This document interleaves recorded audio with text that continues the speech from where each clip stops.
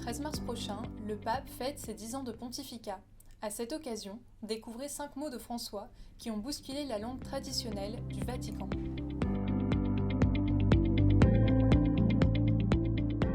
Le pape n'a pas toujours la langue dans sa poche. Il a plusieurs fois appelé la jeunesse à mettre le bazar, à faire bouger les habitudes figées. En 2015, au Paraguay, il a ajouté avec humour « Mettez le bazar, mais aidez à ranger après ». Avec ce mot, François demande à la jeunesse d'aller à contre-courant du conformisme et des idées à la mode. Cette formule a été critiquée par les traditionalistes. Pourtant, elle ne traduit pas un quelconque relativisme, mais plutôt le désir de donner un nouveau souffle à l'Église. François compte sur la créativité des jeunes.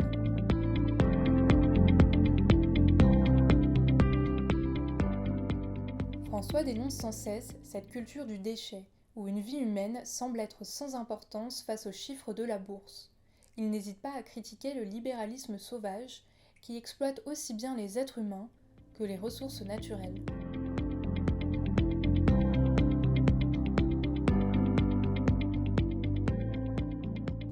Dans ses voyages, le pape s'attache à rencontrer les victimes de guerre, d'injustice ou d'exploitation. On l'a vu en février dernier, lorsqu'il a longuement écouté les victimes des viols dans la guerre de Kivu lors de son déplacement à Kinshasa, en République démocratique du Congo. Selon lui, l'Église est comme un hôpital de campagne après une bataille.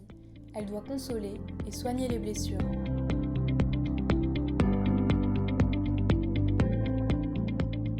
François a en horreur les chrétiens de salon amidonnés qui discutent de théologie en prenant le thé.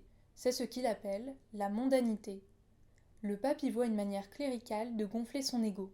Alors quand une réception trop superficielle est organisée au Vatican, il passe son chemin.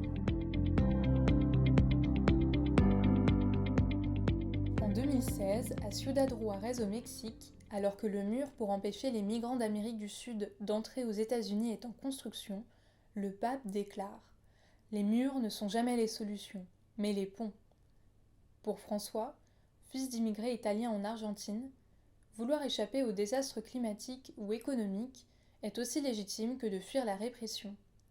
Tout en reconnaissant la difficile gestion des vagues migratoires, il n'a de cesse de rappeler le devoir évangélique de l'accueil, quitte à irriter aux États-Unis ou dans de nombreux pays occidentaux.